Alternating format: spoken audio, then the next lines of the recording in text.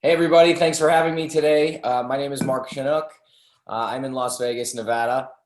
I work as a host for our hockey team here, the Vegas Golden Knights. I also work as a ring announcer for Top Rank Boxing on ESPN.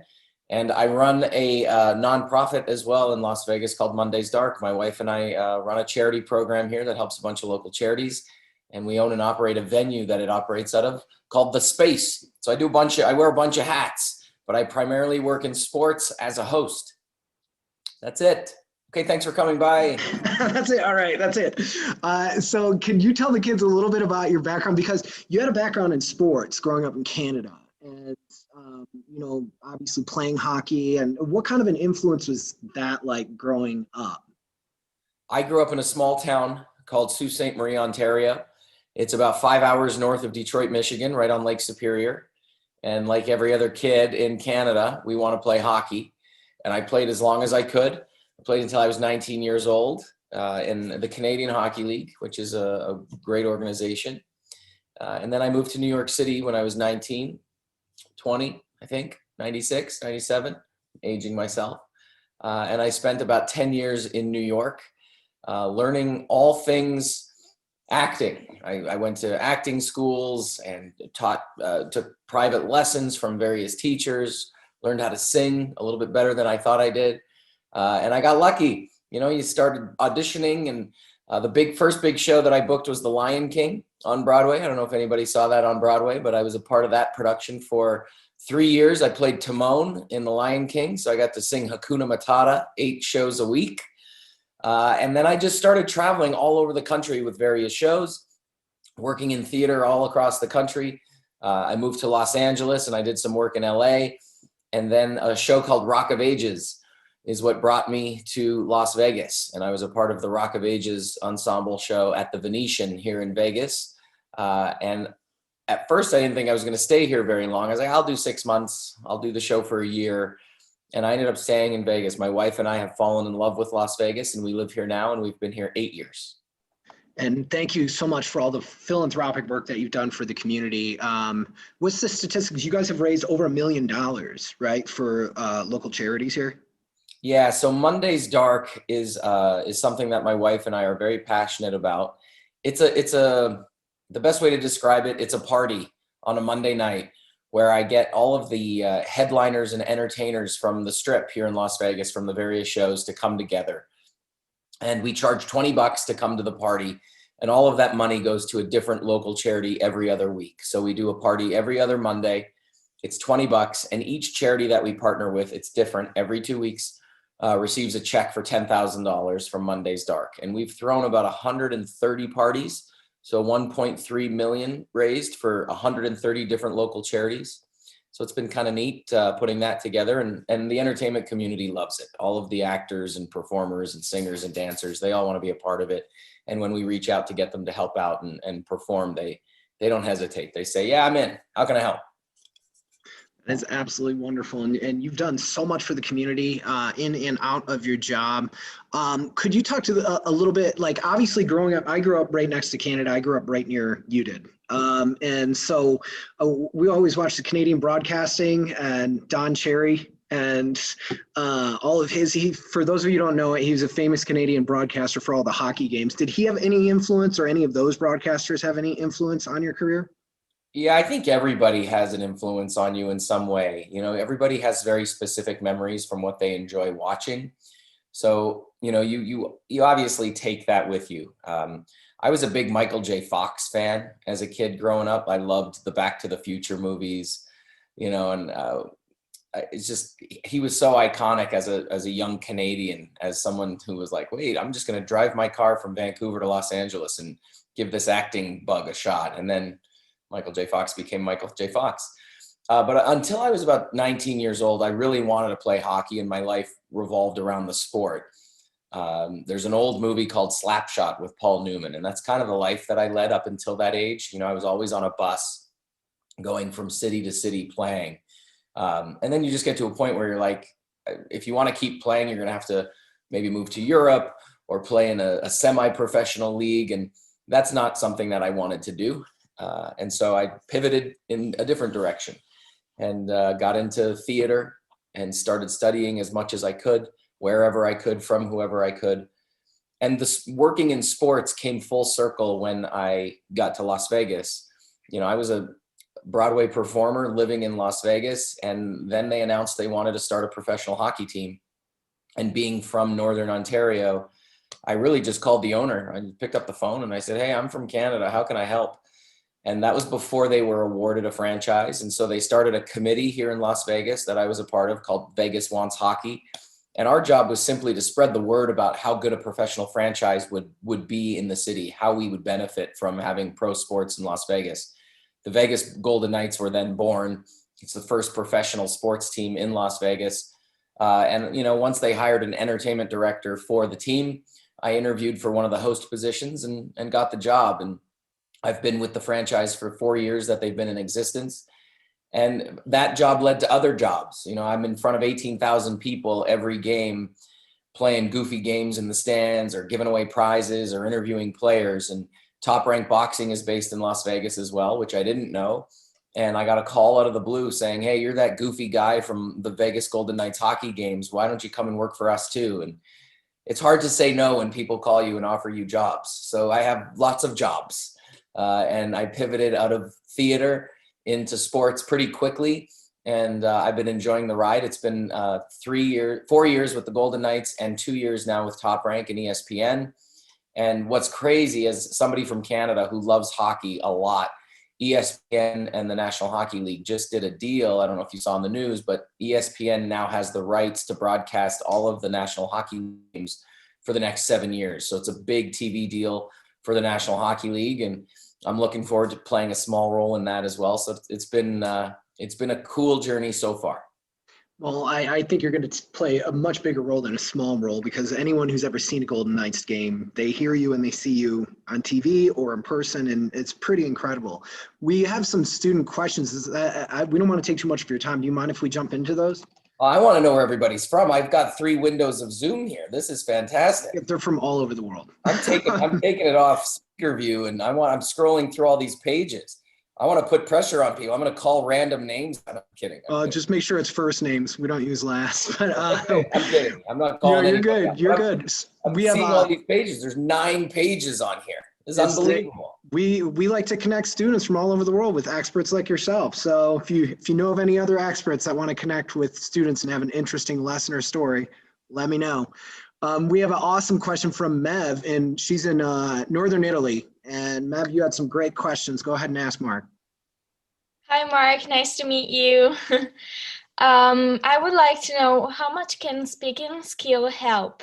How much does knowing how to use the right words matters in your job? A lot. That's a great question. Thank you. Because I'm a little kooky. I come from an entertainment acting background. So when I started working in sports, I'm like, oh, I'll just make stuff up. I'll improvise. That didn't go over very well. It's really about preparation. Whatever you're going to do, and whenever you speak in front of people, it's really just preparing yourself so that way you're comfortable, whether you're holding a piece of paper with the words on it or it's memorized. It's just getting to a point for yourself where you're comfortable with the material you're delivering. So that way, if goofy things or weird things happen and go in different directions, you're able to pivot and sort of continue to deliver your message. We all see those news reporters sometimes have goof ups on TV when they're doing the news or the weather, and they say the wrong thing, and we all laugh and we think it's funny, but they're actually in a great place, because sometimes those are sort of pre-planned, or they know something goofy is going to happen, and so they sort of roll with it, or they make it look like it was a mess up. But the language and the words are very important, especially when you're talking about sports, because players and boxers in particular, they're very meticulous in particular about their introductions, where they're from, what their record is in boxing, what their nickname is. And as somebody from Canada working in boxing, that boxers come from all over the world. As you guys know, we have a ton of boxers from Mexico, ton of boxers from Russia. And somebody from Canada, I'm not somewhat familiar with speaking Spanish or Russian, and they have these long, incredible names. And so most of the time when I'm working in boxing, I'm really studying who these fighters are, how to pronounce their names perfectly so they don't get mad at me, and then doing my homework on their records, where they're from, their family history, maybe who they fought 2 or 3 fights ago, so a little bit of backstory of how they got to the fight that they're in right now. And the same thing applies for the hockey players as well. I'm a little bit more versed in hockey because I know the game so well, so the homework, which is so important, comes a little naturally to me for that sport. But at the end of the day, whether it's a play, a musical, or hosting a sporting event, it's all about the homework that you do to prepare, so that way when you're in front of people delivering the message that you need to deliver, you're comfortable and you're not nervous, and it's coming out naturally. So homework and preparation, regardless of what you're working on, is the key. That's definitely on my docket of things to do, is to not get a boxer or hockey player mad at me. So that's definitely on that. We have an awesome question from a student in Miss Kalahiki's class here in Nevada at Pinecrest Inspirata, and she wants to know, what was it like being on the stage? I'm in my own broadcasting classes and got my first role last week. If you could give any advice to me, I would appreciate it. Wow. Well, congratulations, first of all, for getting your first role. That's huge.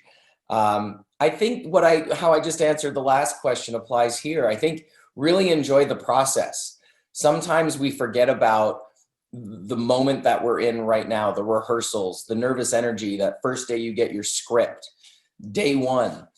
We always start to think about, oh, I can't wait to be on stage in front of all of my friends and get to the end result, which is the claps at the end of the show. I think it's very important to appreciate the process of working in theater or film or TV or sports, where you're given a role or a character to play, and that journey that you go on with your fellow actors and your director to learn those words and learn about that character and discover things about yourself that you've never discovered before. So I always tell people to really embrace the process. It's something that I love the most about my passion for theater. It's that first day of walking into the room and reading the script for the first time with your fellow cast members, and there's really no judgment or mistakes for that matter, because you're just starting. So you're discovering this play or this show. So I think just the advice is to sit back, relax, and enjoy the ride, and not put too much pressure on yourself to get it right away, because there is no right or wrong. And I think that's important to remember. It's what you bring to the role as an actor, as a performer.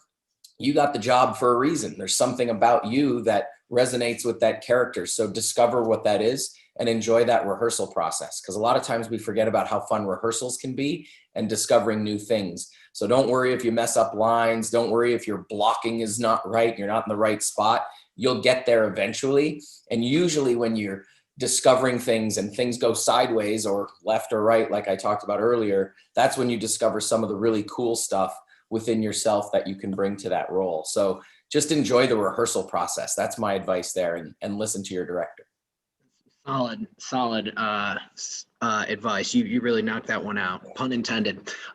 So there's a student in Germany, and they want to know, out of all the jobs that you've ever had, which one is your favorite? That's a great question. I would have to say the job that's my favorite is helping our local charities here in town, hosting Monday's Dark. It's a passion, and when you're able to work in one of your passion fields, it's not a job anymore. It's just something that you thoroughly enjoy doing, and you don't look at it as work. We've been doing the Monday's Dark program now for 8 years, and it feels like we're just getting started. I love seeing how our community comes together every 2 weeks, and it affects change within our community. So a charity gets a check, a charity gets all of this awareness from the entertainers talking about that organization. That's one thing that, as much as the charities love receiving a check for $10,000, charities also like when people in the community talk about their organization, because it puts them in the spotlight, so to speak. And so we partner with a lot of small organizations that don't have budget to advertise or market, or they're maybe a mom and pop type charity that runs out of their garage. So when you have 10 or 15 performers or headliners from the Strip talking about this organization, it does a lot for them in terms of awareness. So people start to notice and go, oh, I didn't even know that charity existed. That's my favorite job right now. And it really isn't a job. I love gathering our team of volunteers and raising money for charities. That's really something that I look forward to every month, twice a month. And thank you again for all of your efforts. We have a question from Mason. He's here in America. Mason, go ahead. You should be able to unmute to ask your question. Walk us through a day in your shoes. What is your daily routine, in other words? That's a really good question. And my wife always tells me you need to start Xing things off of your day, because my day is a little cray-cray. I get up every morning around 7:30. I walk the dogs. We have 3 dogs. We have a tiny Chihuahua rescue, a Golden Doodle, and a Doberman. So I have 3 completely different sized dogs, and I look really goofy walking in my neighborhood because they go in all different directions. We don't have very smart dogs. They just sort of do what they want. So that's how I start my morning. I'm now into iced tea. I'm in my 40s. So I'm drinking coffee, I guess you do when you get in your 40s.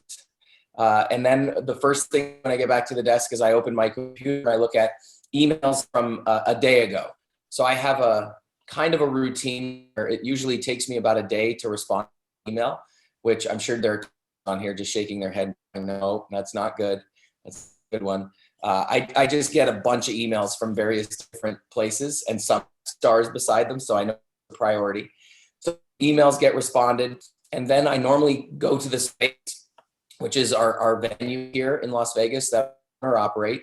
And then depending on whether it's a fight weekend or a hockey game, it varies. I'll spend 2 or 3 hours at the desk at the space, making sure that the venue is operating smoothly and whatever concert or party is happening at the venue goes off without a hitch. That come back home, I have a bite to eat, small sort of late lunch. I get showered and cleaned up, and then I head to T-Mobile Arena if it's a Vegas Golden Knights hockey game.